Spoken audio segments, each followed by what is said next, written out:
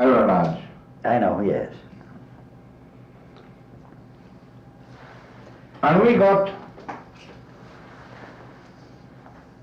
now, I don't remember whether it was 24 or 30 bullets.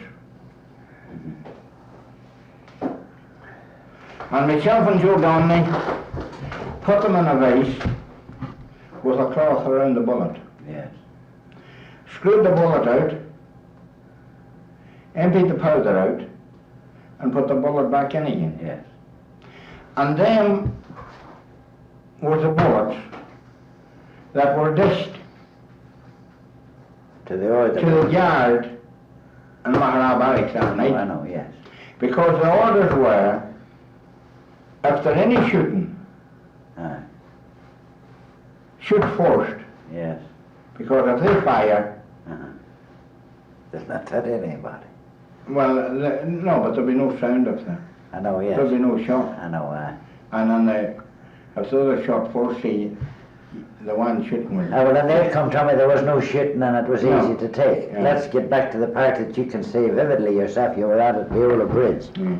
Go down to that area because the barrack wasn't your bailiwick that evening, that night.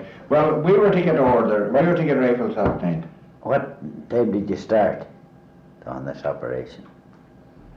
Well, I left home that evening about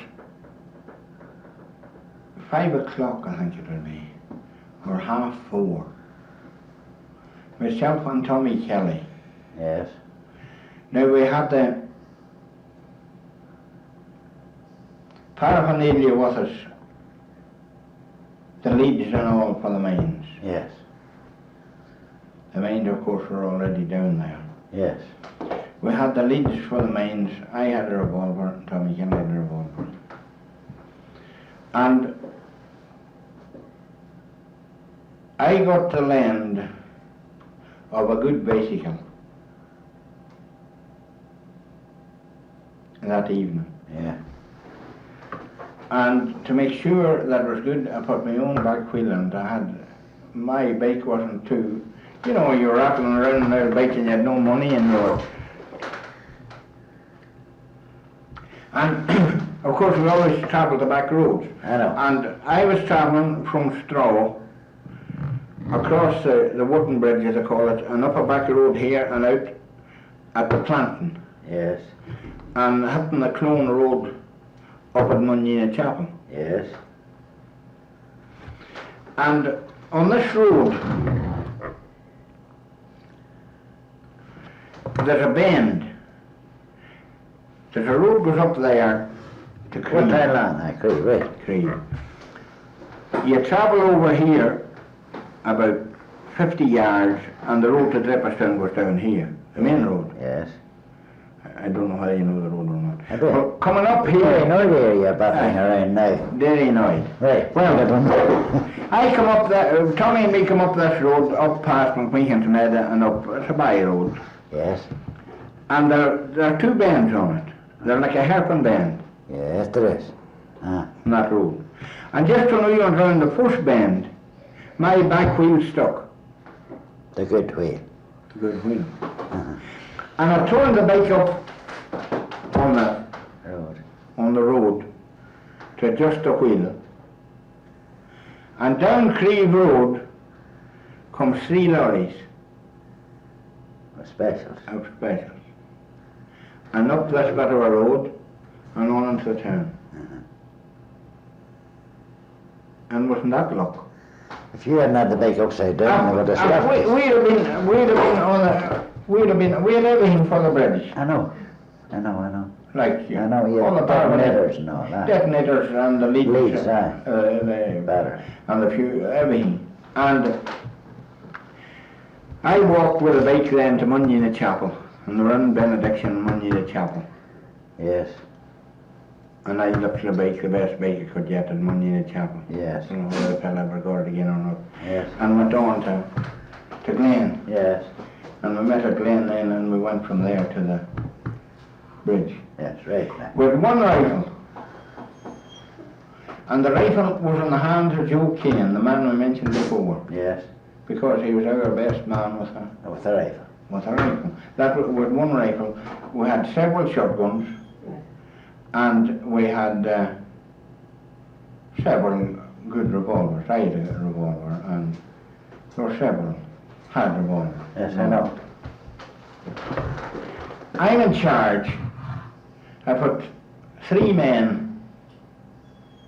on each side of the road on the Tobermore. Tobermore was a pretty, Oh, I know it well. Tobermore was a pretty stronghold. I tell sure yet. Well, I put 3 men on each side of the road because we had nothing. I know what you mean. Yes, I know. And the Maharaj side was Safe enough. safe enough. Now Joe Kane, a little fella Joe Bradley, he's dead, he died last year. Just. Little fella Joe Bradley, and I think a fella Jimmy Murray, they were all pretty good guns. You know, they were on that side of the road. And up the road comes 2 lights. Yes. See, What time was this at night? it had to be about midnight. Midnight. On a May night. Well, I'll tell you. Or a March night. Sorry, March night. I'll tell you before that. Uh-huh. When we were getting into position, Yes. there come a crowd up the road, coming from church meeting or some. From what direction? Now, I don't think it was from, as far, now that I remember, I don't think it was from Tobermore that came. It was from it was towards Tobermore they were going. Well, then at the latest that would be 8 o'clock. That'd be about 8 o'clock that Well, she day. wouldn't be coming to church later than that usually. Well, maybe 9 o'clock, or be around, somewhere around Yes, there. I see, right. Well, it was from some meeting or something like I know, that. I know. Because our advanced men halted them on the road, Yes, you see, and they didn't halt. yes. There was one big fella with a hat on him. Oh, he says, it's all right, we're your own, or, do you know what I mean? They expected your own. They thought that was special, I know. you know. Therefore, Or it the was road. dark. They didn't It see was you dark, garbed as no. civilians. And they thought it was their own. And when this fella was just about this length and that Tape recorder. tape recorder from me, Uh-huh. see, if he wasn't stopping, I figured he was getting too close.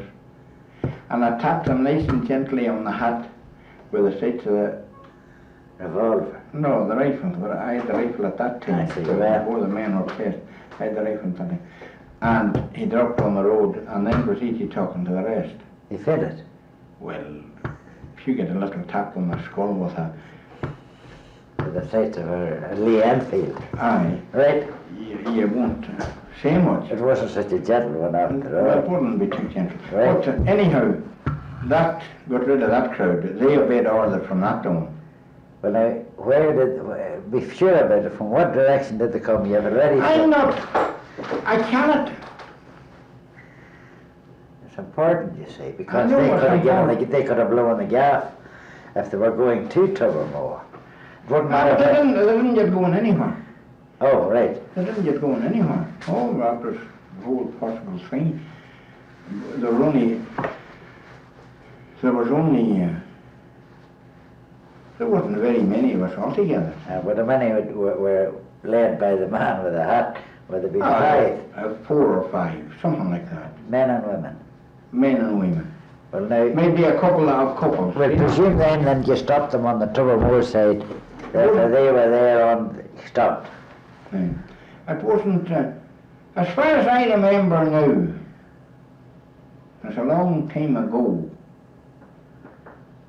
I think it was up the other road they were coming. Going Yes, there's a for. little road there near to the, over to the right, going up. Oh, it'll eventually take you on up by Garville or somewhere there. It was, I think it was towards Tobermore that they were going. Right, well that would be sensible, but you weren't going to let them go into Tobermore. I wasn't going to let them go in. Then I saw the 2 lights. Wait, now that's too early. These are people who only come from church, presumably at the very latest 9 p.m. Well, now, they, How long would you have kept these before the lights appeared? Remember, you can't have them. We Kept didn't there for go, 3 we years. didn't go till there was somebody on the bridge. Until about 7. Oh, 7. I think the barracks was taken for midnight. Well, we'll take that as the finishing point. You went to benediction and money, Nina, when was No, it? we didn't go to benediction. No, you didn't, but when was it usually held? What time of evening? Benediction would be at 6 o'clock, like that. It was May devotions, like that. No, No, March. It would be, Would it be a novena? Lenten devotions or something. Yes. Well, it would be 8 p.m. It might be. And Therefore, you'd get to the bridge about 9 p.m. oh no, we had a meter man and we had a meter Lisnamuck. at Lisnamuck and Right. make all arrangements, and there were so many men. There were so many men going to Mahara. Mahara, and they were holding that road at Mahara. I think it was Patsy Quigley was in charge of that other end of that road, Uh-huh.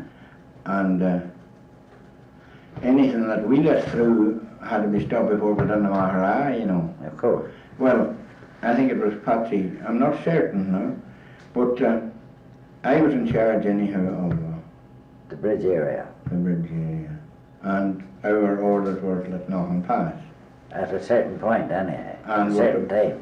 from anywhere. It was around midnight, 11:30, or Yes, around- from about that to then. Right, right. And it was at this time that these people come up the road. There would be people going home, or They may not have been come from church. They probably have come from Killian. well, they might have been. But I remember because there was a big man. Uh-huh. And Glenn, Andy Roddy, Yes. and he was about my size. He was a big man. You're a big man. Well, Andy Roddy, Uh-huh. he was a good bit older than me. Like he'd be in his middle 30s about that time. You know, I was only about 20. And for the next week, he was harassed by the specials and the man that got the top on the rifle seat For having hit him. for having hit him. And Andy wasn't next nor near, nor wasn't in any way connected. No. Do you know, I mean, he wasn't even in the job. Well, then that would point to the fact that it was pretty dark. He only was Right. judging on stature. Oh, yeah, I mean, it was dark, because I think now, What time is it, John? 4:30. you know, hurry. Is that, no, but is that near the half-time score now for the All-Ireland Yeah, affair? about a quarter of an hour to go, I'd say. To yeah. full-time? Yeah. And Meath are 10 points and they're 8 points. This is All-Ireland thing. Wouldn't you, there's good sunlight there, look at the shadows.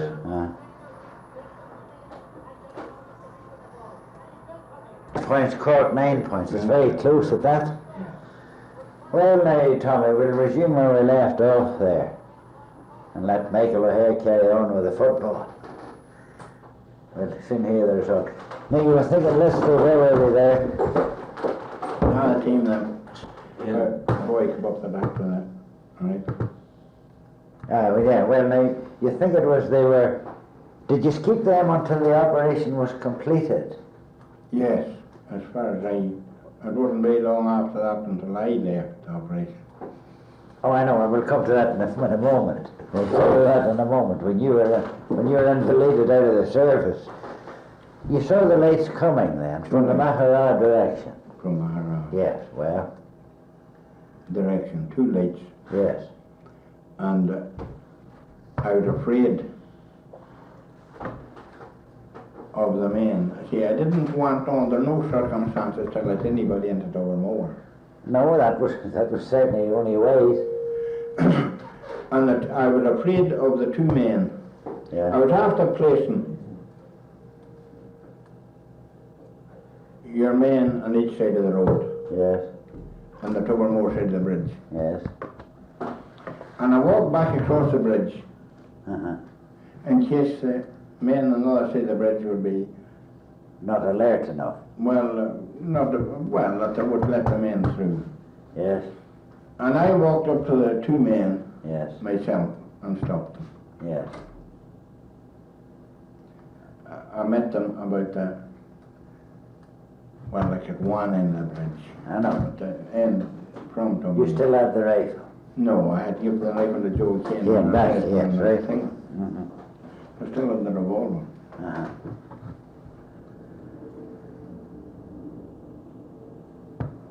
When I stopped the man,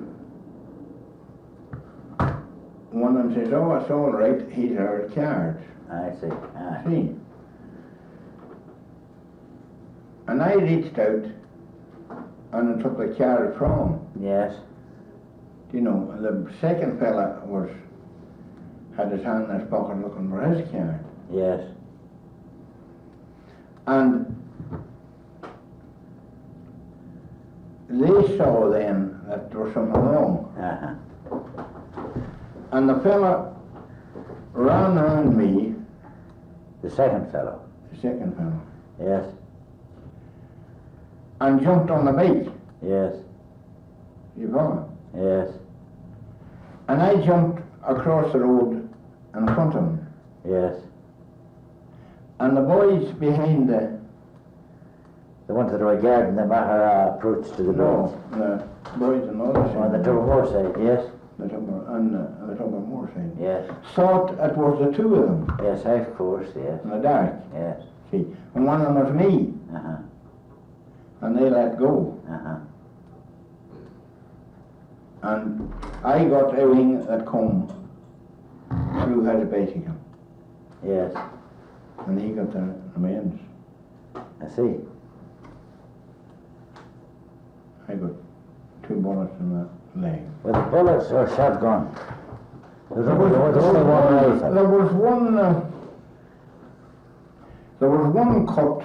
They're still in my leg if the leg was clean enough to see them. That's all right, sir. Well, you would, you know. Uh-huh. But there was one in a bullet hole, and the other was a cut.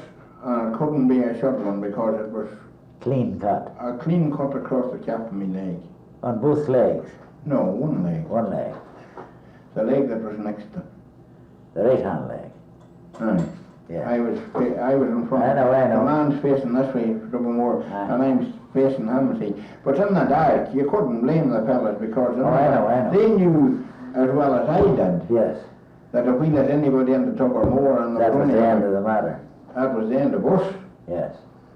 There were only 5 or 60 on it. Well, we only had one rifle and a couple of shotguns and 2 or 3 revolvers and I see. and a lot of lads carrying the mains and I know. everything else. Well, now, where was he winded? You were winded in the legs. He was killed, of course, but where's his wind? I don't know. I just turned him over and was back on the road and he was dead. I see. Because instantaneous. Aye. So the other fella then was put with the others. I see now, yes. Then they were still there. They That were accounts coming. for it. And the lads were already, making the holes for the mains and the I whole know, thing. yes. Then after It was that, getting near midnight. it was really, I started then for home. I took one fellow with me that was on the Mahara side of the bridge. He was a Mahara man, but he was a server in that gourmet shop. McKenna was his name, Paddy McKenna. Yes. And I took him with me, Yes. and we headed back to the post office.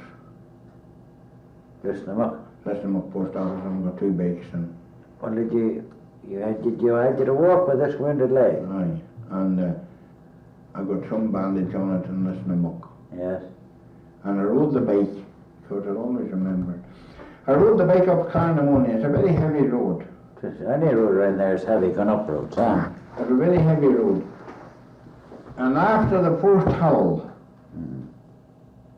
when I had to get off the bike, I had to sit my leg with my hands. Gosh. I I know. was cut across. And when I come to Moninina, to Danny Lloyd, Yes. I sent Paddy McKinnon Uh-huh. to the town Yes. and told him to tell Dr. Donnelly that I wanted him. Yes. And Dr. Donnelly come up. Now I went home, walked into the house and sat down. Yes. And I heard the cars were about 1 o'clock, I'd heard the explosion, and I'd heard the shooting, and I'd heard everything going.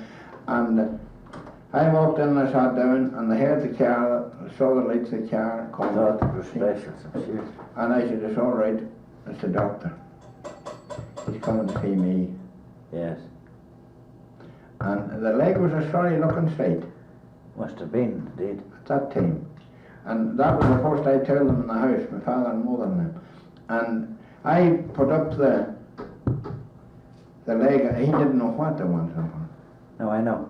And he had nothing with him in that respect. And I put my leg up on the chair, Yes, and he probed the hole in the cap of the leg yes. for the bullet, but with a cycling, the bullet was going. Is that right? See, it had worked, like with a... I know, there was no exit wind from you. No, no, no Right, exit right, wind right. on that one. And he had no needles. And he put 6 stitches in the sear that was across the leg Yes. with an ordinary needle, and my foot up on the chair. And you never felt it or anything. No, to fin, or wouldn't yet. And I went then over across the river, away from home, when I got sitting up and got a drop of tea, and I went over to man Frank McGlade, and I stayed in that house that night, or what was left of the night, and the next day. Yes. And the next night at bedtime, 2 Joe Bradleys. There's a big piece in the paper you might have saw it in the north there about fellow Joe Bradley that died in New York. No, I didn't. Well, the 2 Joe Bradleys came that got word from the Leitrim fella Yes. that the police in the barracks knew I was shot. Yes. And I started out to Bradley's house, which was up, way up on the mountain. That'd be about 4.5 miles. What time long? Bracket Desert. Yes. Up on the border, near Loch Fay, I know, yes. up there, Yes. the last house. Yes. Up past Tullybrick. No, this other way. Right. And when I got within about a mile of Right. Bradley's, I was walking, see, and they were Oxter me, you know. I know, The leg gave up completely. that what? I just fell there. I know. And I got my arm around each of their shoulders, Yeah. and that's the way I finished the journey. And wasn't it lucky that leg never... Give up before that. Well, no, but that it didn't go bad. Ah, gangrene, aye. It Yes. wasn't shocking that. And Dr. Donnelly came there twice Yes. to that house Uh-huh. and attended my leg. And then I thought it was long enough there. I know. And he took me to the other end of the parish, way up on the top of Bancroft. Yes. And I stayed there. Well, this time you wouldn't walk back then. Did they try to take you this time? So? Oh no, he took me in a car. I say yes. The doctor took me in I a know, car. aye. And he had some woman to see up there. You know what I know. Well, this is the story I want to tell. After I got on my feet again, I went in to see Dr. Donnelly. Now, he had visited me twice in that house. He had visited me that night. Uh-huh. He had taken me across the parish to this other place, and he'd come there again to see the leg, I know. you know. And always had to make a trip to, you know what I mean. That he was going to another business, yes. And I went in and asked him, I said, how much do I owe you? Uh-huh. He says, would 10 bob be too much? Dear, So he was genuine. he wasn't was indeed. he? Eh? Very genuine. Aye. Would But did the authorities not, after an occasion like that, always ask a doctor if they had treated anybody like that? Oh, it was Well, here's one. Me? A meat of one. Is it Another over? one? Is it over that? Yeah. point. Was it a 3 point? points, 199 points. Or did they get another goal then or something? They got a goal. So meat of one. When we've interrupted there, what there now? Did the police never interview doctors? I'm sure they interviewed Dr. Donnelly, but Dr. Donnelly, that night, he told my father and them to sweep. You see, there wasn't many cars flying around that time. See, up at there, you come up the road here and you turn in between two houses. Yes, You know, yes. and on the street, he said, go out now and sweep the car tracks where they're turned in. I know, yeah. And when I go out, he says, well, like, sweep On the roadway, yeah. sweep it all, that there are no sign, and sweep it on around to the house here, he says. And he says, if I met on the road by home, going home, he says, I got a sudden call up to see Mrs. McEldowney, a woman that had been Attend. taken. But I thought it shocking decent of the So it man. was, it was. Like, he was taking an awful risk. I know. Well, I wonder how the police authorities in Davison would know that you are going to see that. Well, I'll tell you how they knew, and it happened very simple. Mm-hmm. Two of the fellas coming back from the Bridge. From the bridge from the operation. bridge went in, one of them took the other in to make him a cup of tea. You know, Yes.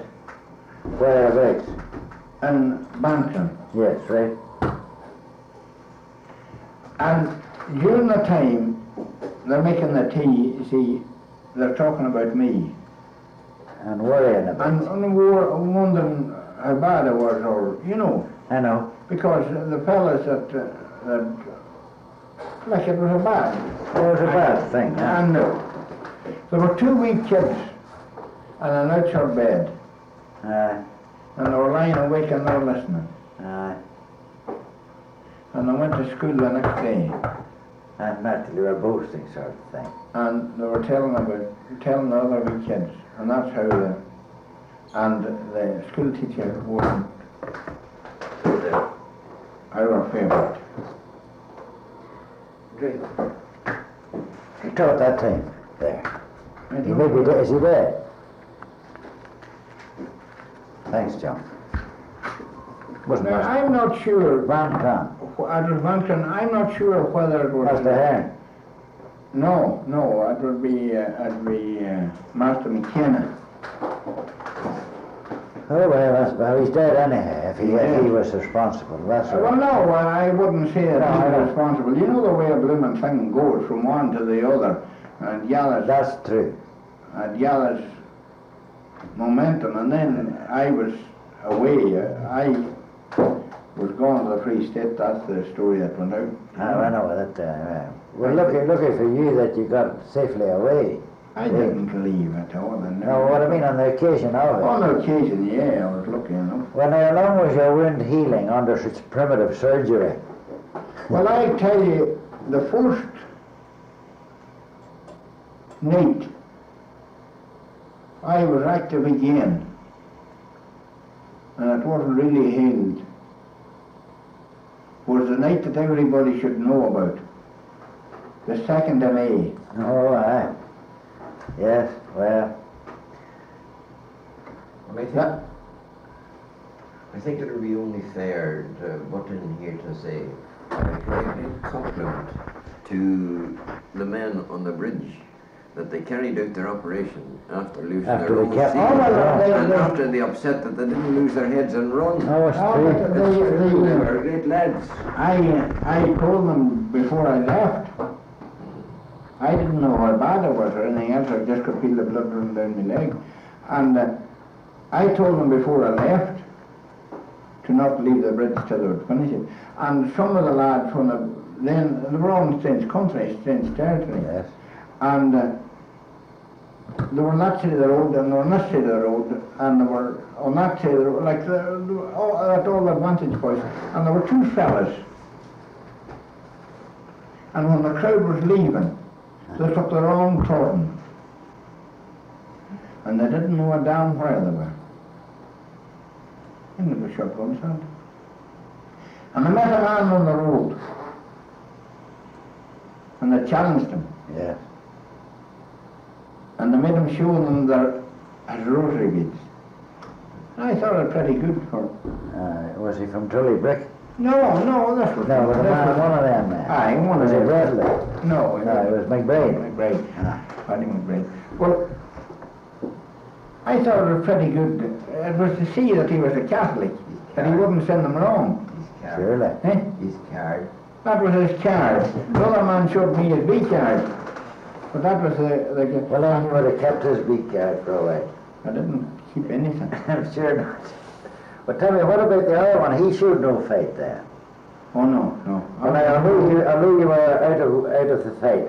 Can you tell me what transpired from hearsay into more after it? Did the specials then come from RFL to Tobermore? There were a lot of shooting out of Tobermore after the explosion, but nobody come out of it. But the explosion wasn't so effective as it might have been. It only blew a bit of the bridge. I don't even know about the bridge, but see, at that time, you putting in a main and working in the dark Yeah. and everything else, you don't know what depth the hole is, or, do you know what I I mean? know, well, the one of them failed to explode, didn't it? One of them didn't explode, and nobody knew, but the whole thing was over in Mahara It is. by that time. You get what I mean? I know, Our, it was successful to that extent. our job was to see that nobody Got through from Tobermore's got side. through from Tobermore side. If Tobermore had to know who was there and the And people. indeed, they would have overwhelmed you. Oh, well, sure. They never come out of the town. They fired, Yeah, I know. fired in the town, but they never come out. I know. And it was a bloody good job for the boys, the lot of boys that was there. Well then, Tom, you were out of it until May. Your wound didn't heal for a couple of months. That was March, May. The night of May of Dibberton Barracks, I jumped up a lorry. And the leg, I couldn't give up again. In Dribberstown town. No, going home from Dibberton. I see. And I'll tell you another story that nobody knows. And the man is dead. And I hope he's in heaven. The following night, after Dibberton Barracks, Yes, Dibberton Barracks was a success. certainly was not. I went to Dan McKenna. Father Welch came to me Yes. and he says, Tommy, there's something wrong. Don't let any lads, if there's anything doing, don't let any lads get hurt. Of course, there's something wrong. He says, the negotiations are going on in the wrong house.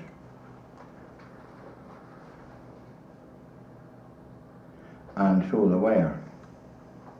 And I went and I told the ones that were holding the negotiations that the ones in the house couldn't keep their mouths shut.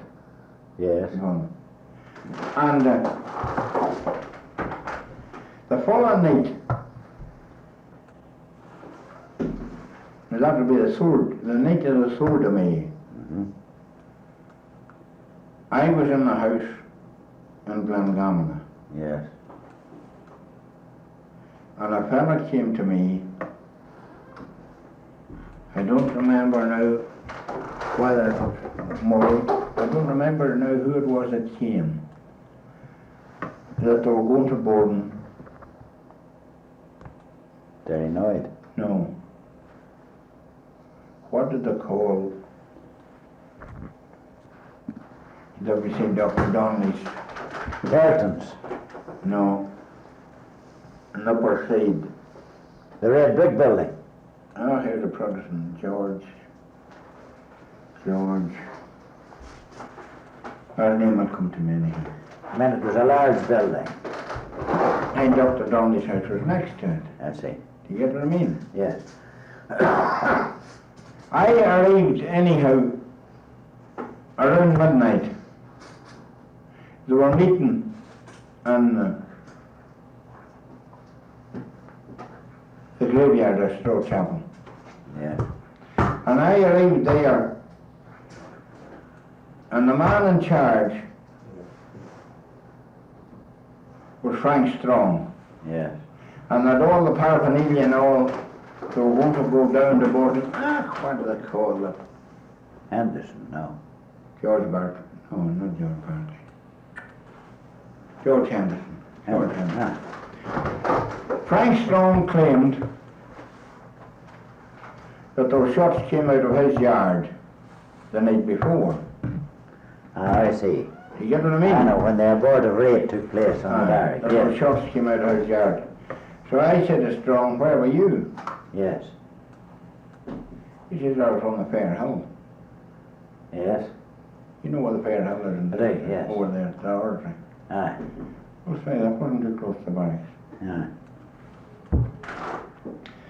And he had the man, he was a divisional. I didn't. No, he was, Strong.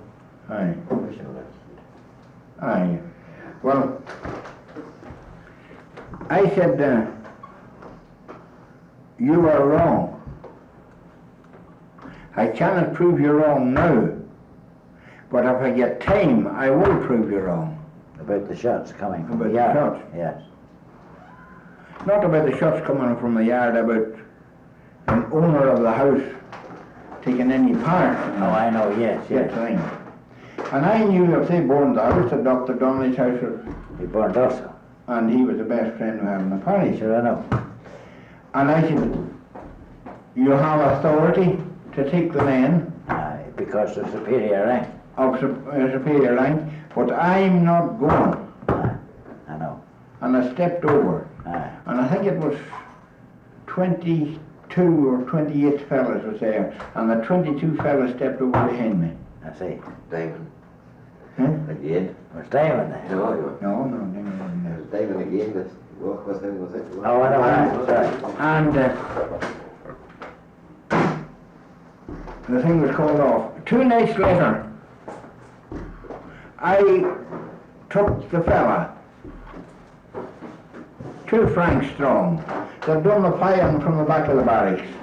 Oh, I see. One of our own men Uh-huh. that would go into the barracks even alone. Oh, I He's see. in Chicago at the present time. He was a Maharaman by the name of McCusker. He was a blacksmith. I see. And I'll tell you the type of fella he was. I remember us coming from John Jimmy Ned's one night on a very wet night on bicycles. And the back wheel went crooked on his bike. These back wheels are always going And, through. oh, well, that time you should. I know, the only thing you had. The only thing you had, and I know, I'd be doing maybe 50 miles, That was 60 buckle, miles. aye. But it wasn't buckled. It was one of the nuts was loose. And we hadn't arranged to fit it. It's just to give you an example of the type of fellow he was. He held the bike up on the road and he tightened the nut on it with his teeth. And I defy any man to do it. Zero. Aye. Well, I don't think you proved to Strong that Frank was one of the volunteers in the rear. This McCusker fellow he was one of our men, and he went up as close as he could to the back door of the barracks because he thought the men had been in the front. Sure, I know. Do you get what I mean? Aye. He wasn't at the Fair Hill anyway. He wasn't at the way home. Tell me about why do you think it failed? It failed. Was it that they Because didn't it was all given away beforehand. Well, the Leitrim constable would have let you in, was it?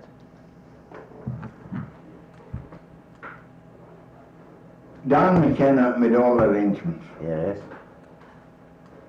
He made the arrangements and Cassie Dugan. Aye. house. Morris. Was Tom Morris there? Morris was on the thing also. But it was McKenna and him made the arrangements. And I went to Cassie Dugan's house and told them that they were wrong. That they were in the wrong house. Because there was a girl in it, Leslie McClinner. And Leslie McClinner was a great friend of Kitty Rogers's. Yes. And Rogers, I mean, they couldn't keep nothing. Neither Leslie McClinner or, you know what I mean? They weren't. Just and I- Annie Rogers' once. the youngest daughter of Paddy Rogers' sister, No, I know. Draperstown. Yes, well, Well, they talked yes, I know. about what was going on, and I told them that. They were to meet the sergeant out the road Yes. at the Fort Sound Bridge. Not the Fort Sound, but you know the bridge you go from Mundina. Yes, I know. The sergeant was to be out to a patrol. Uh-huh. A man. And they rolled them up free and they were to come back. Yes. And the sergeant in front of them, and your man, see. Oh, I see, yes, right. And when the sergeant would open the door, Uh-huh. and when the sergeant would up to get the door open, see, They would know his voice, of they course. would know his voice, see. But he had arranged with the men inside. Do you know, the sergeant had. He'd arranged with the men inside to not open the door. Oh, I see. You follow? Uh-huh. He Double double crossed them. it was double cross, but should anybody know it was going to be? Well, there was a friendly sergeant there, wasn't Name of there? Hunt. Eh? Hunt. Yeah, but then I thought they changed the sergeant. No, the sergeant wasn't changed at that time, but the authorities knew all about the blooming thing. Oh, I see. Sure. So then, if the authorities knew all about it, then the sergeant probably was Sure, right. two days later,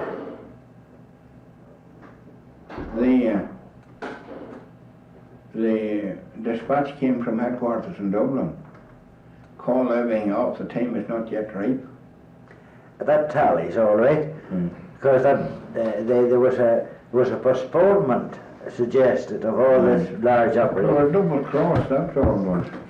Did they go? One of them dressed as an army officer and one dressed as a policeman, was there? The raiders.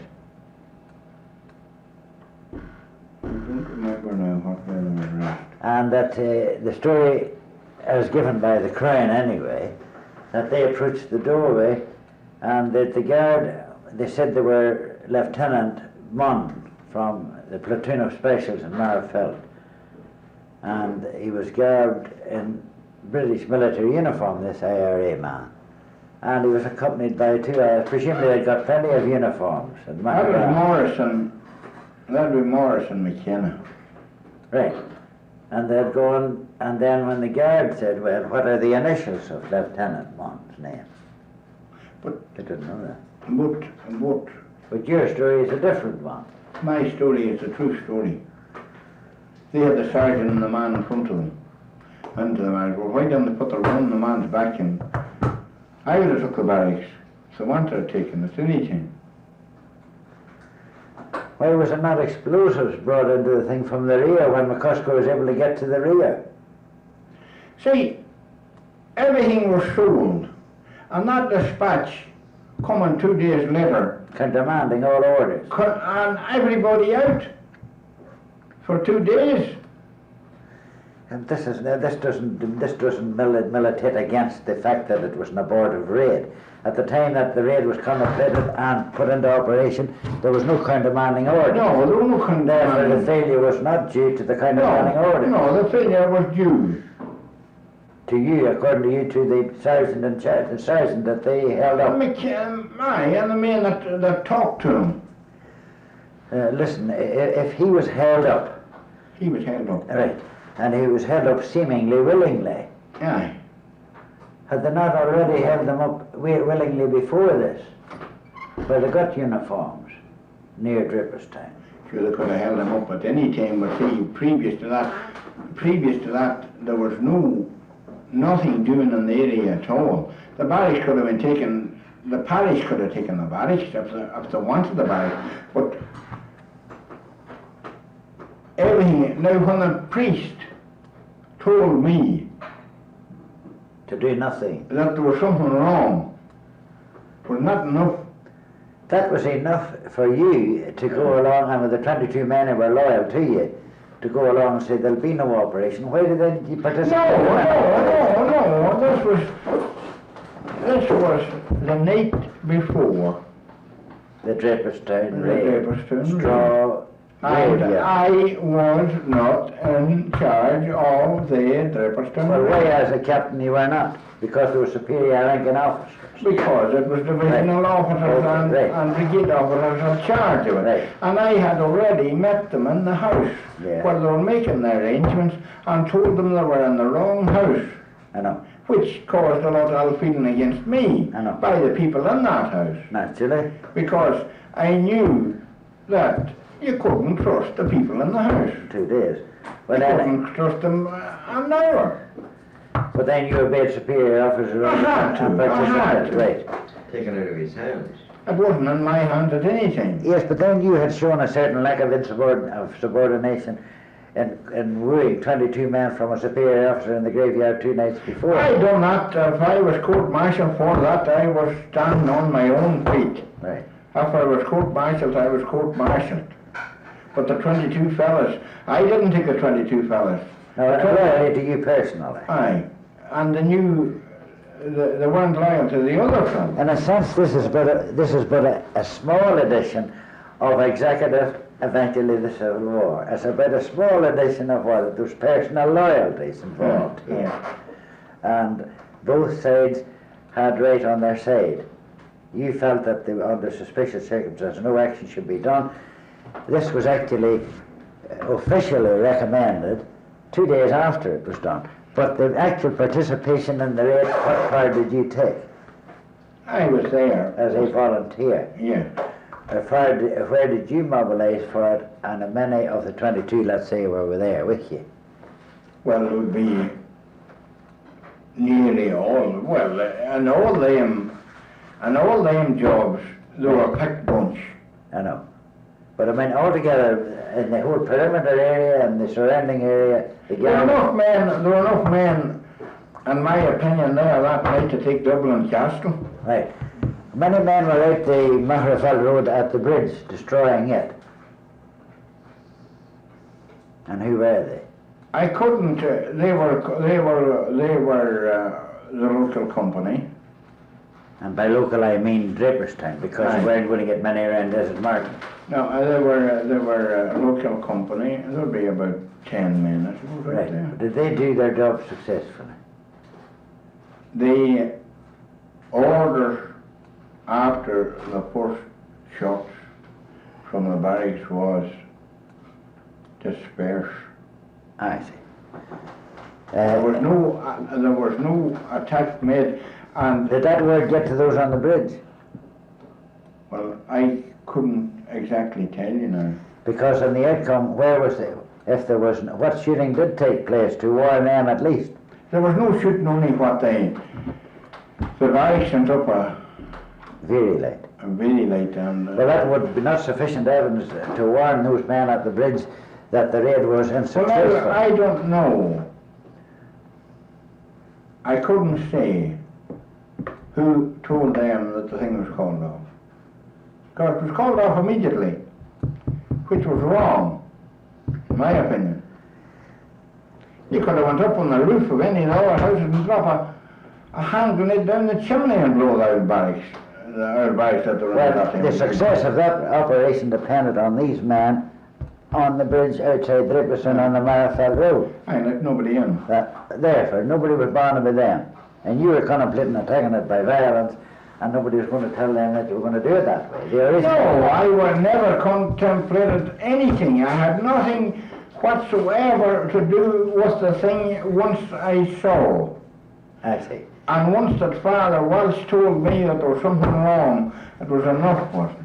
Well then, there was no mention, you heard nothing about men posing as Lieutenant Munn from the barrack. You think that in reality, I don't remember what they did, but that was what they done. Frank Strong was on a fair hill 300 yards, 400 yards from the barrack, was he? He never fired a shot. No, he in was his life. 400 yards away. He never fired a shot in his life at any No, but it wasn't dead. He was 400 yards away. Aye. He could see nothing. No. How far were you from the actual attempt at the barrack? Where were you from the barrack door? I was, you know where the barracks is now? Yes. The corner one, you know. The corner one. Yes. Well, I was about there somewhere. And how far would that be in terms of distance? On a May night which was not dark? That would be, 200 yards. it's not 100. Right, it's not 100 on a May night either. We were waiting. What did you see, I want to know? This is what I want to know. What did you see actually taking place at the barrack? Which I led... didn't overhear any words. What at did you all. see? And anything that I saw was I saw the men going up to the barrack door. How many did you see go up? I couldn't see at that Did you see the sergeant as a About four. prisoner go up? No, the sergeant and the prisoner. As a prisoner, along with an officer? No, he wasn't with them up to the barrack door. No. He was held over. Well then, what was the point of using him as a decoy if he wasn't even brought to the door? He was stopped over, I think, at the fair house. Right. And the original planning evidently was he was to go willingly, seemingly willingly, or unwillingly, and he whose voice they would know, the Orleans would know. Now, don't take me wrong. I'm not taking you wrong, but I want to get the facts. You cannot get the facts from me then, I can because... get what you saw in 100 Aye. yards on a clear, Yeah, it wouldn't be clear, but it wouldn't be dark. But the arrangements were all made about the barracks over the local head. You didn't hear the final arrangement? No, Right. I only knew that the sergeant, and I don't remember who it was with him, was to go out to Munina Road. Presumably they was friendly policemen. No, They were both friendly to that extent. It wasn't... They would allow them The sergeant double-crossed them, that was all, was to the whole thing. Was there a Sergeant Kiernan stationed in the barrack?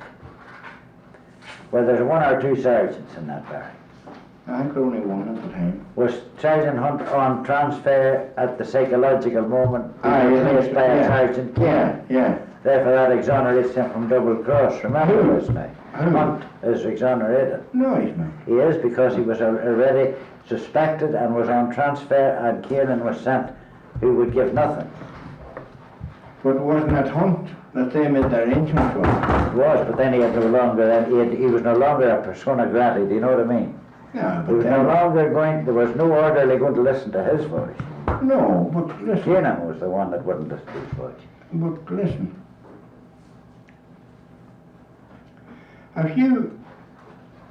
If I take you into my confidence, Yes, I must have great dependence in you, in right, a case like that. yes. Well, how was it that every woman in the Dipperstown knew all about the thing the evening before, that the barracks was going to be attacked? Did you hear from others? I did. Everybody in the town knew it. And the priest came to me and told me. But not the day before, 2 days before. No, it wasn't 2 days before. It was about... What day was the 2nd of May that time?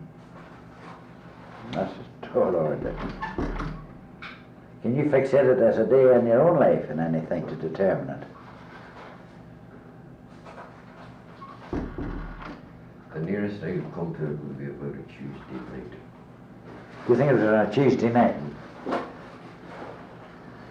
Right, The priest may have been talking to you on Sunday. It'll be Sunday evening. like. well here's where I do concede victory to you. That if Hunt realised that the gaff was blown, and at the time knew about the authorities knew about it, then he should, in loyalty to the promise he had made, told the men, call this thing off, they know all about it. That would be the end of that. Yeah, but to me, sure, we knew all about it. Yeah, but then if Hunt... 5 strong, and he's dead. I got authority from Duffy to hold Strong Yes, responsible for his actions in our parish, and he was divisional adjutant. yes, I know. And myself and Joe Donnelly went in and laid the gun on the table. Sorry. And Guns on the table, all right. And told him. This is a sound effect. And told him that was going to be used on him if he went out a step, and he knew it was true. Well, I'm not going to quiz you as to the veracity of it, but at that time Duffy was not in your divisional area. This was when Duffy was in the divisional area. He asked me, The dog wants it, right? He asked me, this was May 1922, we're talking about sometime in 1921 when Duffy was there, you're going May to tell. 1921, Wait, a year before. a year before. This is like an argument, man. No, a year before. Have an answer? No, no, A no. year before. Right? Duffy asked me Yes, who could type yes, his letters I in the know. parish. Yes, And there was only one man in the parish that's good tape. that could use a typewriter, different from now. and Frank Strong was the man, Yeah. and he was appointed divisional adjutant. Yes. And I got authority from Duffy to keep him in step, Yes, I know. even that he was a superior officer. I know. And he got paid a weekly salary for I know. For his clerkship. Where was he a native of? Donegal. Where? Melton. Yeah. However, that was a year before. Yeah. And he And that he was still- known. That still continued. I know he My was. authority over him. He still held that rank, and your authority was still over. Yeah. Supervision. Yeah. Well, it was a Because- very doubtful sort of authority, like to be. No, You couldn't assert it. I could assert it. You could only assert it by violence. Aye, by violence, sure I could That's all. assert You it. see, you couldn't Yeah. assert it on the when it came to the point of asserting it authoritatively as authority in Stroh Graveyard. You couldn't. No, but I mean, I could control him in the parish and did control him. And the parish, I'll tell you another thing about the parish. There was a man in it, Washington Kinley Dean. Up at Derrynoid. No, up in the Sixth Town. Well, there was deans there that lived up near Derrynoid. Sixth Town. Well, And Dean was the leader of the Orange men around there. yes. And Dean was in Draperstown, and he got beat up, some money taken out from £2 was a amount, and his bicycle stolen. Yes. And he went to the barracks about it, Uh-huh. and the sergeant told him in the barracks that it was a Sinn Féiners. Yes. And now Dean, and there was an Orangeman and all, and he said it wasn't. Yes. And he told the sergeant, I won't have to tell you, he told the sergeant, he says, I'm going to Turner and see if it was the Sinn Féiners. Yes. And he came to me, and the night he came to me to our house, I was suspicious of what he was coming about. I know. And I wasn't in, and he was to come back to see me, and I told him to tell him he could meet me at Straw Corner the following evening at 6 o'clock. Yes, I know. You Yes, get what I yes, mean? know, yes. Because I didn't know what he was on. And he told me the whole story. Now, and he was an Orangeman. Right. And, well, I said, just to prove to you that it's none of my lads, Uh-huh. I'll see what I can do about the bike. Yes. He says, all I want back is the bike. Uh-huh. He says, I don't matter, it's no order with the £2. More said I, whoever took it off you, and the £2 spent me now anyhow. But they can't eat they can't drink the bake. Yes. And I got him his bake. And when I got it, it was buried. A week later. And Washington Dean knew, he says, you'll be preaching it, but he says, he wanted to give me money, see, I wouldn't take it. I tell you what I'll do, he says.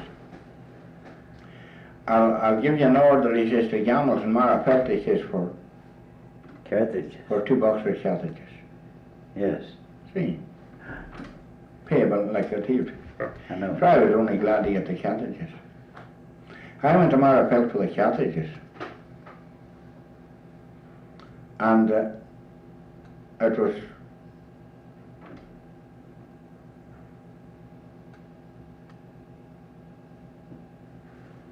there was a big demonstration in Marapelt on that day, and it was full of the B specials, or not B specials, but the ordinary police at that time. I know. I don't remember where it was. You used to draft in extra police for There was demonstrations extra- that time. extra- Yes. There were a lot of extra police out in here. And I'll tell you how late it was, then you know where it was. Something struck me. I went on to Gambles anyhow. I think it was Gambles, no? That's the Rainy Street, the odd guns and ammunition and Aye. cartridges. And I got the 2 boxes of cartridges. And I got a paper of sweets. And I come down the town eating the sweets. Yes. And say, if I'm help or anything else, this doesn't look so good. And I went down to the station, and there was a big yard on the station. He stopped McCullion's in the town, Ellick. Black, no. No, I don't know, Ellick. I'll think of his name. The name should leave my head. A few years ago, if you had to see me a few years ago, Oh, you're all right. names wouldn't leave my head. Well, I went down to him and I said, there's a parcel, I have no carrier on the bike. Uh-huh. There's a parcel. Leave it in McCallion's for me. Yes. Leave it in McCallion's for me. Right, he says. Like Lord knew you. Try swimming that $2 with Celtic or something. I got on the bike. I headed home. And I was riding pretty hard. And just at the turn below Peter Hegarty's, I was held up by these three drunks. Yes. They were surly and they were drunk. Asked me my name. Specialist. 3B man. Aye. And asked me my name, and of course I had a name. I always had a name. What name did you assume then? Paddy Liddon. I see, yes. See, and Joe Liddon in the town was a blacksmith, and everybody knew Joe Liddon, and I was a cousin of Joe. You know what I mean? And you Paddy looked like a Liddon. blacksmith. You were like Yeah, a well, blacksmith. Paddy Liddon out in Brackett, you know.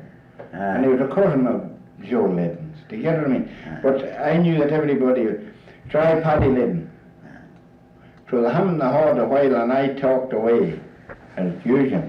Yes. I was talking not to him, just seeming. I talked away anyhow, and one of them says to the other, "Will we let him go?" Another says, "Yeah." And that was the three men That was Prince to be. that shot McMeekin, the two McMeekins and the other fella. And there's Martin an hour left, 2 hours left. Oh, yeah, it was at that time now, yes. That was the That was 12th that of was May. May the 12th, yes. It was the It 12th was a of high market. It was the high mark in Marfell. That's why Yeah, they that's true. Aye. And they were from your country, Who? these three men. No, they were from there's Martin. Yes, Martin, on his way home. And That's Peter, the Peter point. Haggerty's, he said. Is that Mickey Haggerty's? Mickey Hegarty's. Ah, he said Peter Haggerty, you see. Mickey Hegarty. Ah, Well, Peter was a son there. But that's not a very nice thing for you to say that's true. What's true? You'd think that the rest of the things that I'm saying is lies. No, you're misunderstanding. As they said, the date is the 12th of May, that's true. Aye. That's all I'm saying. That's Aye. in it. I still think that while it's not untrue, it's not strictly true in the sense of the point of the attack on the bike, what took place at the actual doorway. The two different stories. The actual doorway was to be open when the two men came forward to it. That was the story. Yes, that was. But I And asked all you- I had to say was this: I couldn't hear. I was an inferior object at that time, compared with the superior officers. the superior officers, Brass. the brass heads. But what took place at the doorway? Did you The say? door was supposed to be opened by the men inside. But there was no sergeant brought up to the doorway. No, but I mean, whatever he. Well, then that would point out that- the story about Inspector Munn or whatever was likely That's what- correct. yes. Likely correct. Yes. They had made all that arrangement. Did you see any IRA garbed in police uniform and in khaki? Any time at all? I don't remember what I saw. I was carrying out my own end of the street. You were still within 100 yards of seeing, I know, but and it wasn't totally dark. 60, what you see 50 years ago, And you can't remember now, but vividly you remember everything so vividly as regards something that happened in March 1922. well see, I was responsible for all them things, Marty, Yeah. and it was me that got the dispatch saying the time is not yet ripe, because I was responsible for the division, because nobody knew where the fellas were. Who gave you that? Was it Strong gave it to you? No, it wasn't Strong give it to me, by no means. I wonder he didn't get it as educated. No, but listen, There's the phone. I was responsible for the parish at that time. I know. Charlie Daly. Was not responsible for it in May 1922. No, wait a minute. Charlie Daly, when he came in after Duffy, Yes. made me responsible also for I the see, parish, yes, yes. for the division headquarters. If there came any Thompsons or any arms for the division, which Yeah. they did to that Gormley's, Yes. I went and collected them. Yeah. Now, the 18th of January, the day the fellas were arrested, there was an order of arms. Came to Gormley's that day, and I think it was Charlie's his first name anyway, I'm thinking. Charlie's on board to me to get them out of there as quick as possible, because there was raids everywhere, you know. Yes. Once yeah. at the fellas. And I went down with a horse and cart. And one of the boxes was a piano. And the other box, I don't remember what consignment or stuff was on. But it's the only piano that ever came to our house, I know that. And Very good.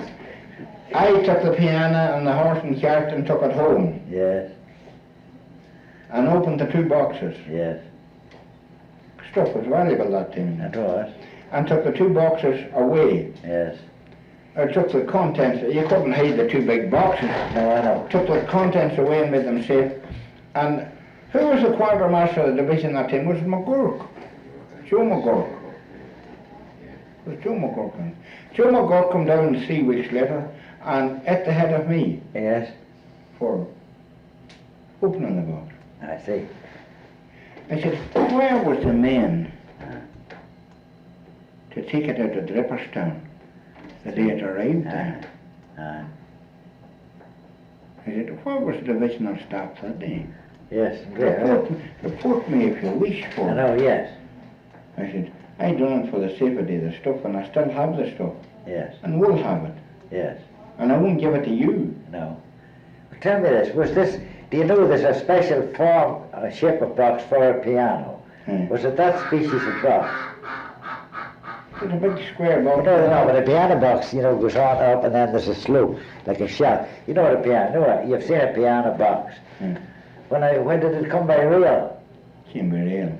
From Strabane area. Oh, I don't know where it came from, tell you the truth. Addressed to you as a piano. That wasn't addressed to me, it was addressed to the store in Dripperstown, Oh, I see, yeah. Gormley's store. Oh, I know. And the fellow in charge of the store knew that it wasn't for her, knew what it was, and he sent word to me to get away with it. Because that day, see, with the arrests, and Joe Donnelly been arrested, and Charlie Daly and all them fellas, they were all well known in the parish, and were afraid that there were going to be a general raid. You said this was January. What year? No. Aye, it was January. What year? It will be January of 22. 18th of January, the day they were arrested. 22. Aye. Right. That stuff was still around our parish. That was a big load for a horse and cart and mule. No, the load wasn't so big. It would be now. No, but there were no piano, and there was a couple of Thompson guns in it. Well, It was a hard lift for me, that would have been a hard lift. because I remember I wasn't at home, and there came another consignment of stuff. And this fella, Paddy McKenna, Paddy Brock we call him. Well, that was a nickname they had to distinguish him from other McKennas.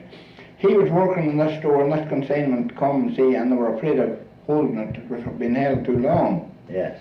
in the parish. And they sent him up to our house. I wasn't around at all. I don't know where I was. But they sent him up to our house with it in a spring cart. You know, big high spring I know. And my mother was there when it arrived, and my mother said, better not leave it here. She said, we'll leave it over in the fields until Tommy comes back because, you know, to not have it in the house. I know. There wasn't much room in ours for pianos anyhow. Over Horan goes and the lad's not used in the country, you know. And there a gateway goes in here, see, and the water falls down on this side of it, see. And as it's rolling the whole thing away, you know, it's about 3 foot deep here, see. Yes. And there are big elder tree growing up here, see. And Paddy goes in the gap, Paddy McKenna, with a horse, and the horse is not cousin of me.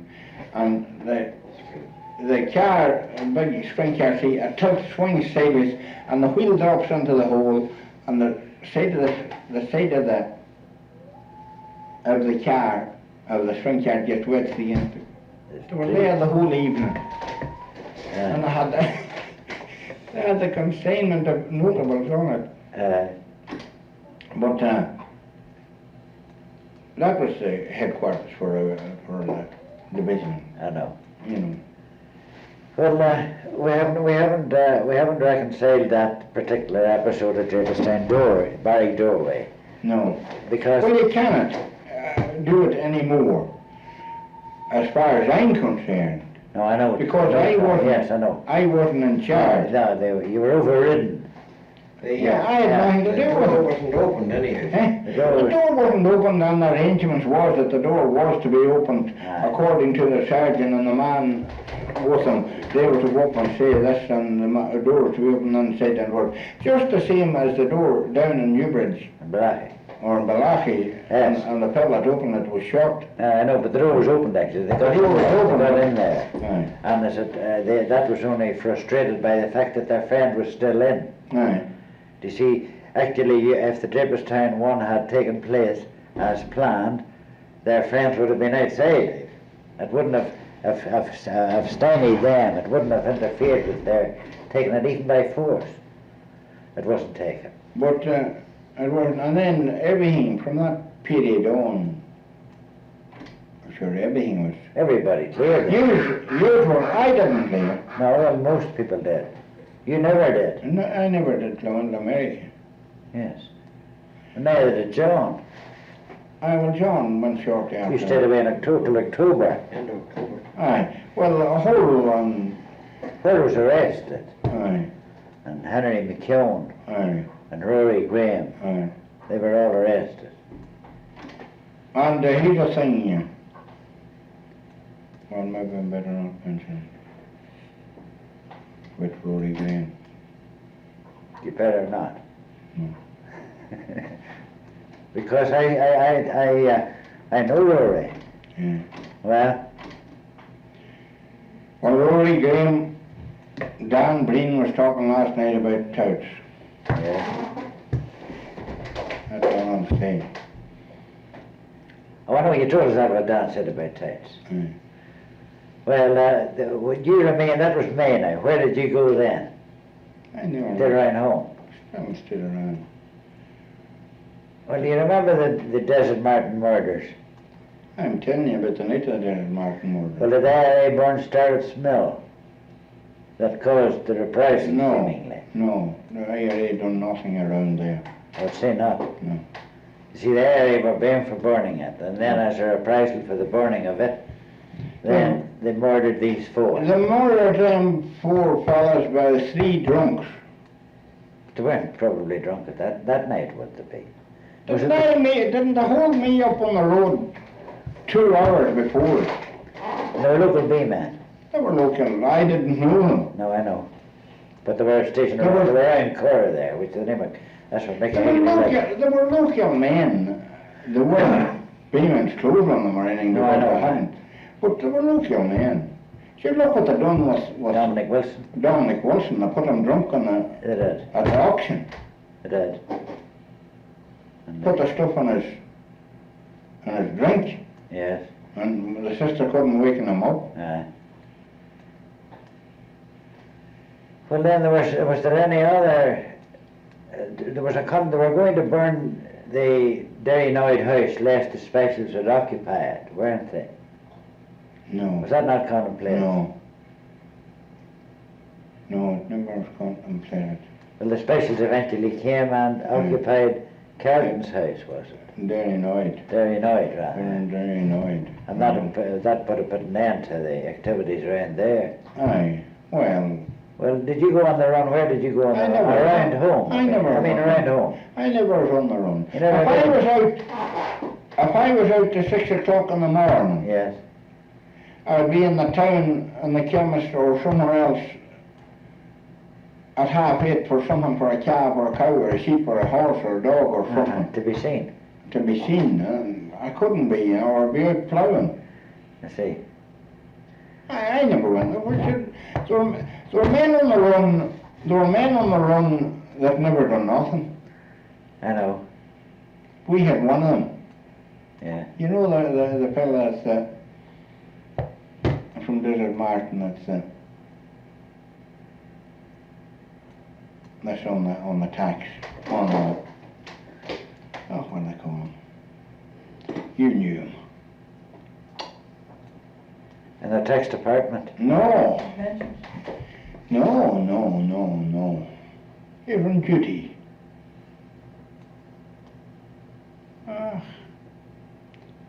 I got a radio through. You talking about Glenny now? Oh, not Glenny. No, He not means Glenny. customs. Customs. Excise. Customs. Jim Harrison. Aye.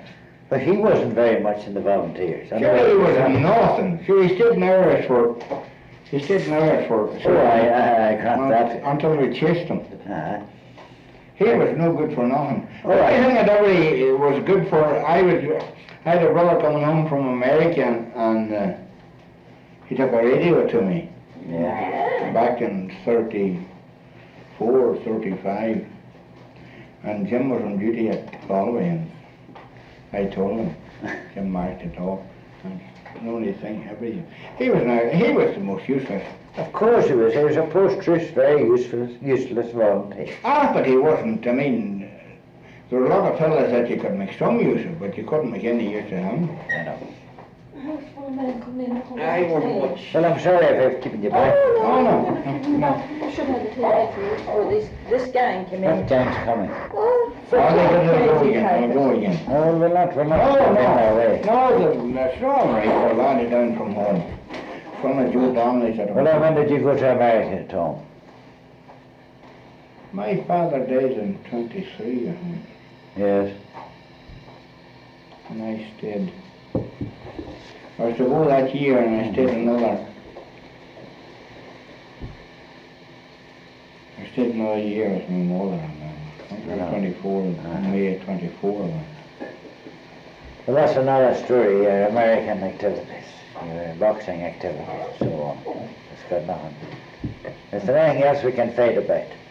Because it's good for Tom. I would like to put on record about the boys that With the black and tan? no, but the boys that shook hands with Charlie Dilly and left him. What do you mean? All the Hockeys and McKennas and the whole crew of them. Well, See, at that time, they had an arrangement made. If the British found the guns that were handed over here, yes. no. I'm on the way here with the gear. No, But I can pull it over here. Excuse me, go on, Tom. Their story was that if the guns that were handed over by the British, and by the Bush bags, Yes, were discovered. were discovered in the north. I know, that was Yeah. That's sense. And placed. We'll get the guns from the west coast and Kerry and move them up along the border, the Donegal and Sligo. Yes. And we replaced them with the others. Well, that was only a move to get the guns off the men in the west and then Kerry. How was it that every container in the barns that came up were lifted? When? At the border. When? 19% of not May and June, making ready for that 2nd of May. And were there none at all? We had this a bit. Oh, there were some got through, but they were very, very little. Well, as I said, did you never bring any of those that were brought over from Donegal up around the County March anywhere? Yes. About a many, 20. Did you bury them in gravel near the County March? No. We never buried any in gravel around the County March. We were the link for other companies from down Ballinderry and that. Yes, they came through your way. They came through our way, and there was only one, I think there was only one consignment came through. Yes. Yet there were two Thompson machine guns which are not easily come by. Where did they come from? Ah, well, there were Thompson machine guns there from the, God rest my wife, she could take down a Thompson gun and clean it and put it up again. You mean there was long before 22 there was a Thompson gun? Oh yeah. Sure of that? Hey? Before 22? Aye. Oh, I didn't think there was any in the How area before that. How was it that there were two at Maharaba? That's what I just said. Where did they come from? We had Thompson machine guns. I think there were 3 in the divisional area. But you must remember that was March 19 and 22. Aye. And the truce had come in July 21. We were instructed on machine guns in the camp in 21 on Thompson. Aye. And which camp? Glenelly. And the truce, post-truce. Yeah, well, Immediately post-truce. Immediately post-truce. That's it. We'll adjourn the session as people are coming.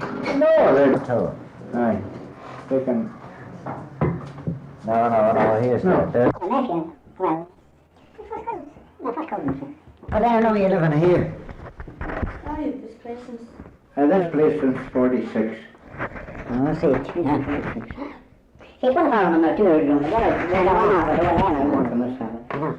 No, 238. what head of an eye, right? I used to be 6 foot 4 quarter. I'm getting way more now. Well, then, what was it that I did? 14 and a half. My hand, I hold. I can see you have good hands. No, I am broken. Very well done. You see them there? I don't know. I know some very large. No, they're not large at all, no. Feel the bones in them. Now, let me go more gently at them, John. Yes. There's a better bone out of place there. They're all broken, see, and that knuckle, see, is back here. Yes. See, it's not in line with the others. No, it isn't. No, But, how did that happen? well, fighting pretty good man, you'll catch the sailor's head, or... If you're hitting at your wit and you catch a bone or something, I know. and a good fighter will give you the point of his elbow. I mean, are really good boxers, like, I like to catch a stray of them. They can give you the point of their elbow as easy As their fist? you know. I was working as an instructor in the depot, and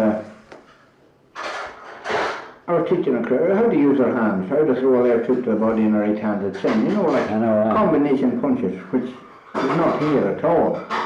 And this big Cork fella, Mick Flynn was his name, and I was talking to the fellas in that room, and working with him here, and like having them all doing the same. It's just like, if you learn to dance, Yeah.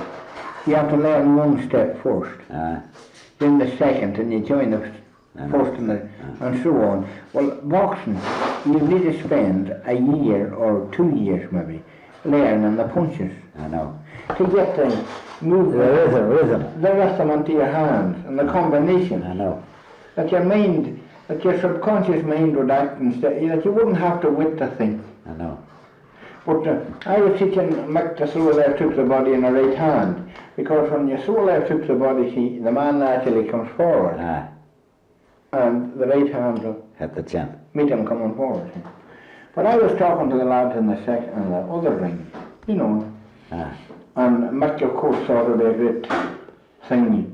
Instead of throwing the left hook to my body, he threw it to me chin, you know. unexpected. And I just caught it on the point of my elbow Yes. and broke his thumb there and broke his wrist. Dear goodness, with the force. Well, imagine the force that he had thrown on my chin. I know. And I'm not supposed to be. I said, I'm sorry, Mick, but it's better than my chin. Well, when we broke off there, we good results later on, maybe. It was at the point that you remained at home until you went to America. Your father died, you were saying. Aye. The year 23. Aye. Then you remained at home 24. Went to America and it May 24. Tommy, were there any arbitration courts ever held in your volunteer areas? There was none in my area. There was one, I only think one, in Maharashtra. Where was it held in Maharashtra, can you remember? No, it was John Walsh. Was he the judge for the occasion? Aye. And the company captain that was there Yes, was Paddy Hurrell. yes. Was he But not? I wasn't present. No, I know. Where was he a company captain? Oh, he was company captain for the occasion of the court. No. How would he happen to be able He was the to... only company captain in the area at the time. Oh, the rest had gone, had they? No. This was in 19... It was Champagne Court. Oh, I see. That's what I meant. Yes, Aye. arbitration, they used to call it. Aye, it was Champagne Court. This was in 1918, I think. Oh, I see, yes. Because Paddy Hurrell had the first company on the Loch Shore, I think. And yes, And he was, they had to go to, because I'll tell you why. The man that was driving the car on that occasion yes, was Dan McKenna. yes. He was driving for Peter McKenna, He was was driving for Peter McKenna. Yes, And Paddy got at him why he didn't form a company up there and that. yes. And when Dan was working on Peter McKenna's, he always called the pistons of the car the pistols of the car, Yes, see. And when Dan was appointed to the tribunal, remember the time of yes, the military tribune. the military tribunal, when Dan was appointed to cut the paper out with and pinned it up on he'll call everything pistols now. Oh, very, see, yes. The wrote on the bottom of it. Was he at the military tribunal during the Civil War? No, he was down in the west. I see. He was charged the Western Command.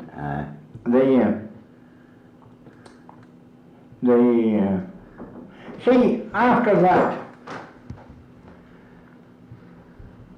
movement then, they asked for a man out of every company to go on to Donegal for training Oh, yes. for another, after that Another attempt. another attempt after that 2nd of May, which never materialized. Could you ever tell why that didn't materialize? It was to materialize all over. It was. Could you give any reason why? Well, seems to have- nobody knows. Yes, Nobody knows because there was something wrong the whole way around. yes. I was down in Cork in the 1933 election and there came a few fellas in that'd been out putting up placards or anything else, and they started hunting me about the Northman. I had a few drinks on them too. Yes, I know, yes. And they started hunting, they were a bit sarcastic. About the inactivity of the Northmen. Well, they were sarcastic about the North Yes. and about the North letting them down and all this kind of stuff. I said, I think it's wrong. Like, let's see if I think you're wrong. Why? Well, I said, who let who down at 12 o'clock on the 2nd of May 1922? Yes, well, would they be in a position to know anything about this?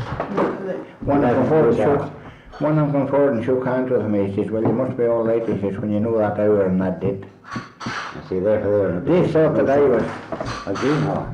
well, that I belonged to the other crowd or something. Yes, I know. But You were talking about spies.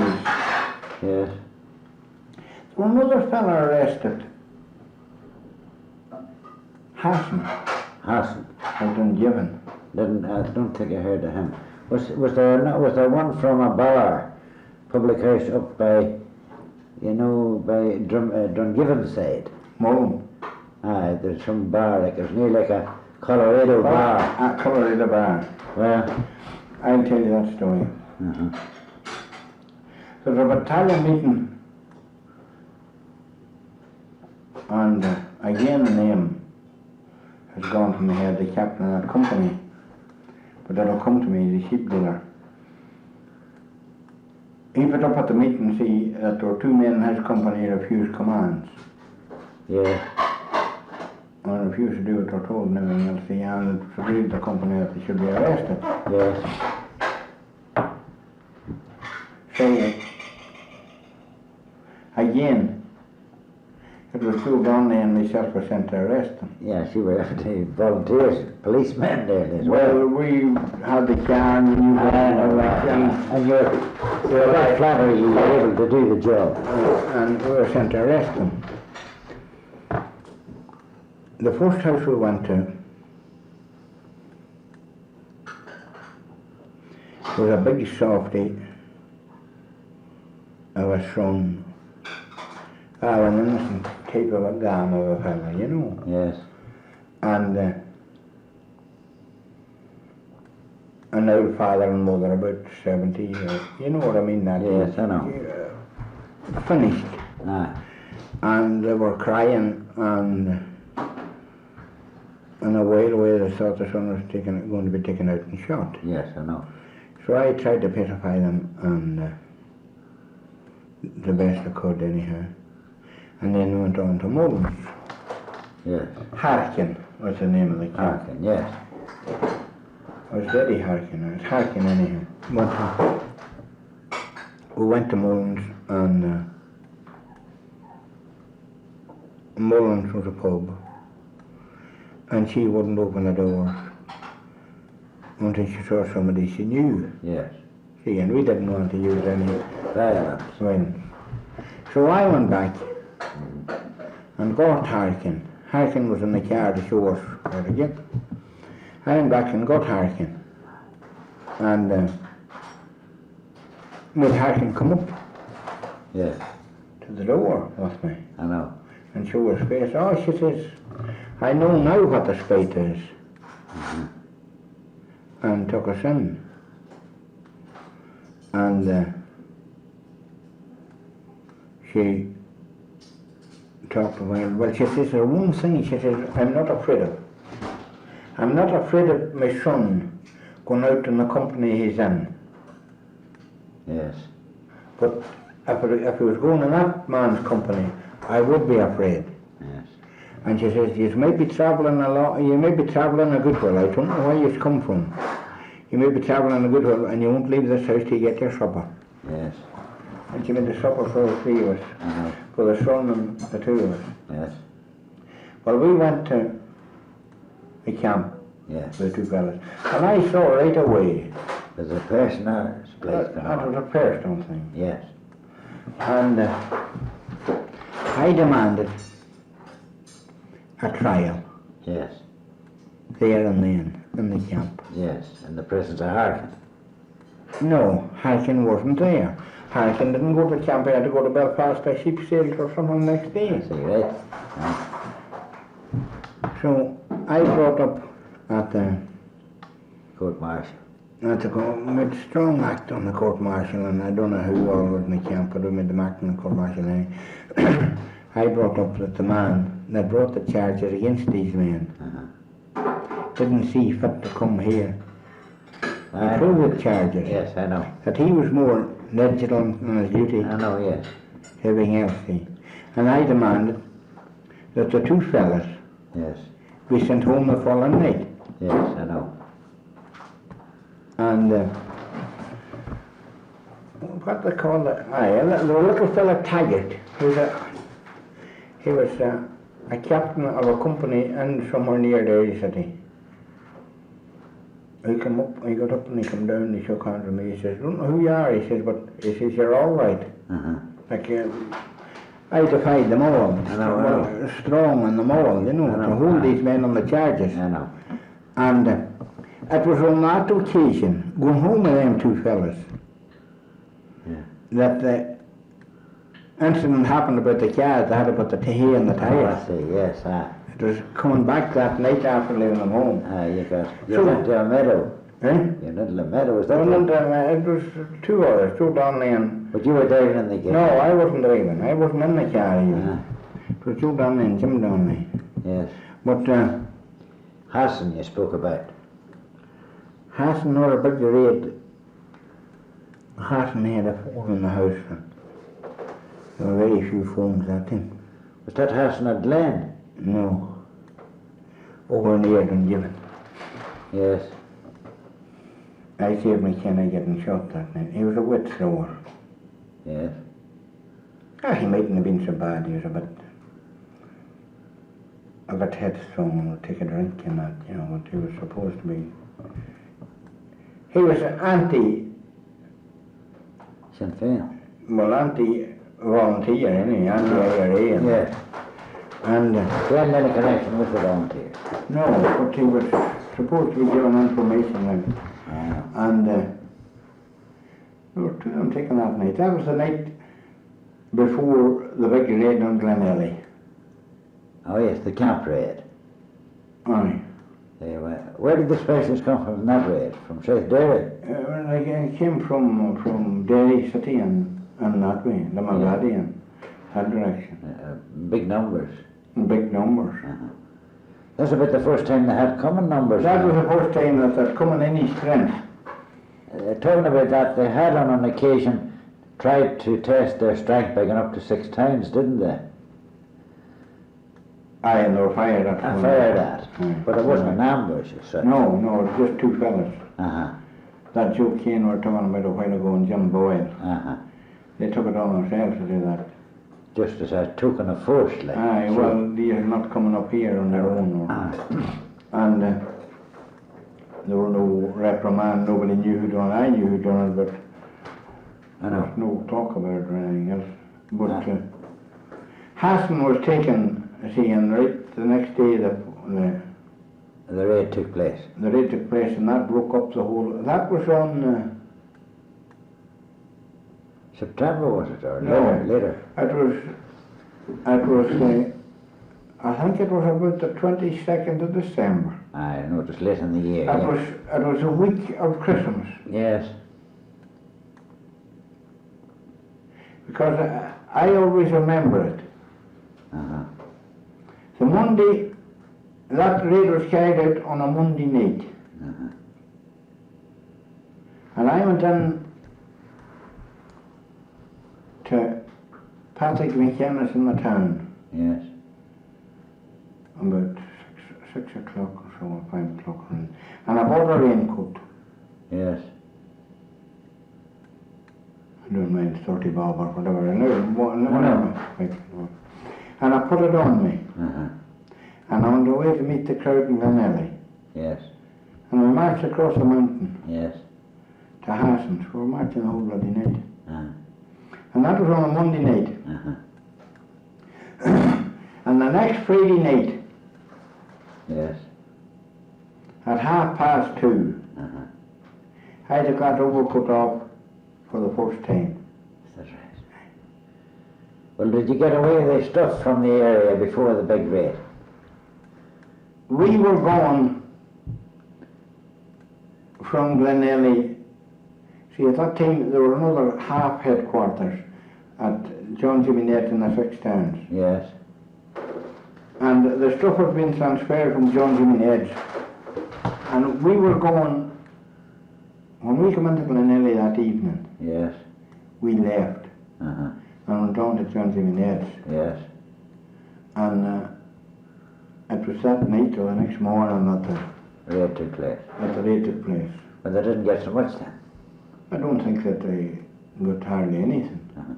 Whenever you'd be carrying pretty heavy, pretty large quantities and pretty good weight of this, Well, which they could you carry?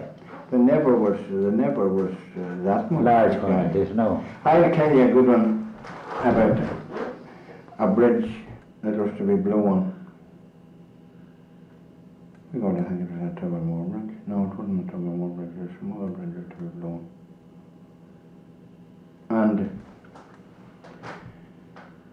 the ammunition or the pipes got the mains, they got wet or something. Yes. And they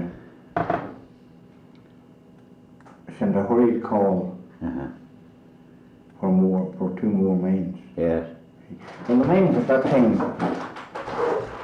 were Long tubes. well about a 6-inch tube, Yes. about 1.5 feet long, Yes. with a steel plate on each end, Yes. and 3 rods I know. running up and a hole in the lid for The wire. the detonator. Ah. Huge. But I got a car anyhow. They wanted them for the following night in Mahara. I don't remember what it was for. I got a car anyhow, and I went to the other end of our parish, Yes. to our last man. Yes. You know, that was the way they done. The last man then would give it to the first man And the next. and kind of money, Yes. and he gave it to the first man Mahara. Yes. See. But they were 2 pretty heavy mains, you know. I know. You couldn't hear him. But I gave them to this fella Pat Butler. Don't know whether you know him or not. I don't. He's a what anyhow. You know what I mean? Like, I gave him to Pat Butler, and Pat Butler was to give him to Andy McBride. Yes. And Andy McBride was to lead him in Lesnamuck. Yes. You know, well, the whole thing, you might be the whole night doing it, do you know what I mean? No. But it wouldn't be the same fellas would be No, I'm doing it. doing it. So Pat looked at the 2 mains, and he lifted one and he lifted it, and he lifted the other, and he lifted it again. And he went away and he got a barra. The ordinary barra. And he put the 2 mains on the barra and went away down the road, hustling the way in the green, wheeling the barra and the 2 mains. Well, I laughed. Like he was his own concern, I know. As if there'd be 2 bricks. as if there were 2 bricks. Of course, it was a safe enough road. He knew the locality, and he knew where he was, and he was safe enough to. By the way, Tom, were any of the Mahara people attacked by anybody from Beemaharent or more? And any of the roads, up by Lisnamuck or anywhere? I think there were a few slight things, but Counters, huh? But McBride of Tully Brick thought that he said there was some B-man attacked them. well, that was that McBride at Tully Brick that asked the man for the beach. That's right. Did he mention it? Oh, he did. Yeah. And the way they did it was they held them up and then they turned them round facing their back to the man, and they chased them and they discovered the beach. Yeah. But no, there was one thing that happened that time, see, and it happened, whether it was luck or what. The majority of the B-men would think that so-and-so was a Mayor man, Yes, and he made no connection. I know.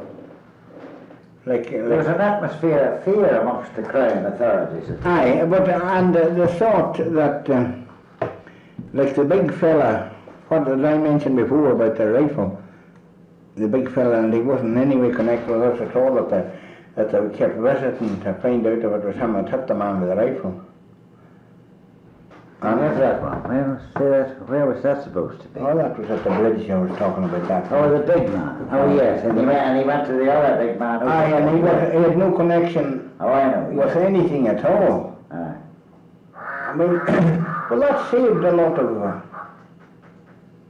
Well, I don't know how you were safe from being arrested, even though you did appear every day in Draperstown. Were you not sticking, sticking your neck out? No, I never was arrested, and if I was arrested, well and good. I never was arrested. No, I was treated friendly by by all hands. by Orangemen and everything else. And I'm saying it myself. I think it was because we were so straight. Yes, I see, yes. Now, Joe Donnelly and me, Joe was my brother-in-law, he's that fella's father that was in there. Yeah. We would do nothing that we would consider Dishonourable dishonourable to anyone. to anyone, friend or Yes, foe. but that wouldn't have saved you from a general roundup, you see. There was honourable men arrested in the roundup too. Well, now, I want to tell you about a man who was arrested in our locality. And he's that fella's Jim Kelly. From Straw. Now, Yes, well, Jim never had any connection with anything. he probably was just a nationalist councillor. Well, he was nationalist councillor. Jim Kelly, He was too delicate to be in anything. Well- really. Jim Kelly was at a wake in Torna, Yes, Peter Crilley's. yes. It's only just this old stuff and the love when we're dead. That's what the idea behind it. Aye. Jim Kelly was at a wake in Peter Crilley's. And he was sleeping away from home. Yes, And he left the wake at 3 o'clock. yes, And Frank Strong left the wake with him. yes. And Jim said he wasn't going home. I said, Strong, come on home. He says, I'll go and sleep with you tonight, he said. And he says, there'll be nobody around this hour of the morning. So Jim went and they weren't in bed an hour when the police arrived. Yes, well, And they were picked up, and Strong said he was a brother of Mrs. Kelly's. yeah. Well, now all the police around Everton Knew that well enough was a lie. knew that well enough was a lie. And that was Strong's last act in our parish. Strong never appeared in the parish again. Well, was he arrested? No, Strong wasn't. Jim Kelly was arrested and put in the boat Oh, I see. in Argenta. Aye. Well, the Jim remained on the agenda till the end of the agenda. Aye. You see, there were some that signed the form to get out. Well, I don't think that Jim signed it. I think he was on it to the end of the year. But Strong was never heard tell of again. Well, he was here tell and he had a volley fired over his grave in Glasnevin last year. Oh, was he dead last year? And he had a volley fired over his grave last year. He was a rough man and he was no good. He was dangerous. Well, did he join the National Army then? No. To get that merit No. given to him in his death? No. And on what merit did he get that I pay? read, man. And the man that done it, he joined the New Ireland Assurance Company. Yes.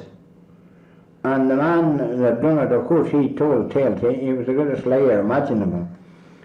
The man that done it was the man that died there last year, Frank Thornton. Oh, I heard that name, yes. Frank Thornton was one of the leaders, and he believed Strong on a pension and all. Well, he probably was, he came into the movement via the political arm, Sinn Féin, probably. Aye, well, that was it. But he should have remained in the political arm only. But, yeah, but Not in the physical. the only reason that we had to use him, Was he could type? because he could type and we had no typewriter. We had nobody else could type. I know, And that was the reason yes. that we got authority over him. Well, I'm not going to be critical, but your authority wasn't exercised absolutely. No, the authority was, we got permission to hold him responsible for his actions. And one of the actions was, he was getting £5 a week and he was, No. The cow's finished, the milking done now. You didn't look many.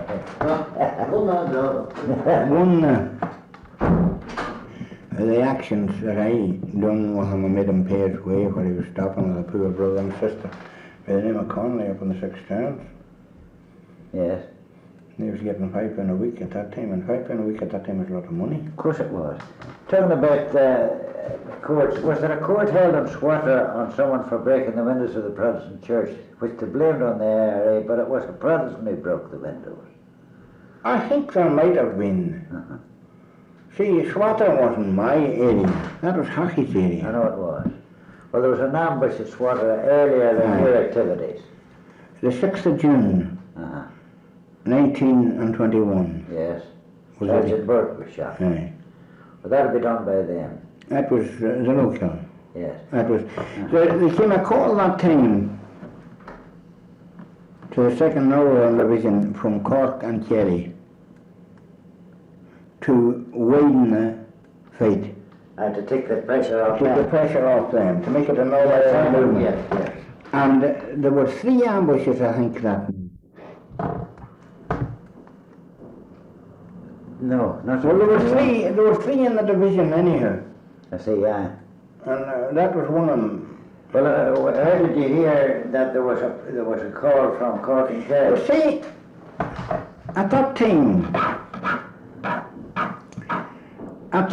I heard everything, Yes, because I kind of had to hear everything, I know, yes.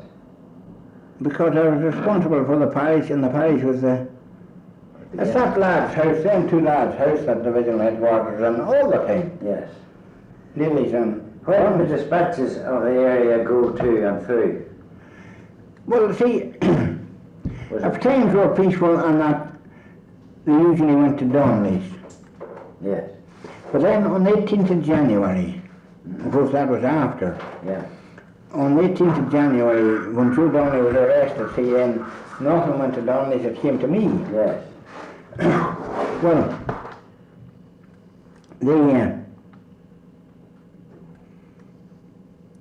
the dispatch came that time, and that was why there was 3. I think now there was, I could be wrong, but I think there were 3 planned in the division for that period. wasn't it a brother of John Duffy should carry dispatches for you sometimes? From the 3rd Northern Division, Belfast, up that area. There's a bread man used to carry. Well, wasn't that John Duffy's brother drove for Barney Hughes? It might have been, well, that only come as far as Leopardstown, That's right? and it'll be McQuaid's, it'll be Lefton, Yes, and then from McQuaid's they got to me, yes. or according to the situation, sometimes they went direct. Yes. If the men were there, There was a minimum of paperwork anyway at the time. very little. Ah. I remember a fella, Frank McAnally, he was taking a dispatch across to Tyrone. Yeah. Frank's was the last house on our area, Very safe. on the dairy side. Frank was taking the dispatch across to Tyrone, and he had the dispatch on him, he was going to go, and he was going across the mountain, and he, up near his own place, and he lay down in the heather and had a bit of a sleep, you know, because he was out the night before. He had a bit of a sleep, and he woke up, and he looked down below him, and there was a whole convoy of Crosleys.